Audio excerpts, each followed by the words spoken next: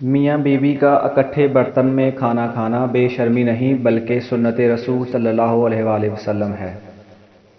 قرآن پاک میں فرمایا گیا ہے جو عورت تمہیں پسند ہے اس سے نکاح کر لو۔ صرف خوبصورت لڑکی سے شادی کر کے آپ گھر میں ڈیکوریشن پیس تو لا سکتے ہیں لیکن گھر بسا نہیں سکتے۔ شریک حیات کا نیک سیرت، دیندار، با پردہ، حیادار ہونا لازمی ہے۔ اپنی بیوی کی گود میں سر رکھ کر سونا سنت رسول اللہ صلی اللہ علیہ وآلہ وسلم ہے۔ خوش نصیب ہے وہ عورت جس کو شوہر کا بازو تکیے کے طور پر میسر ہو۔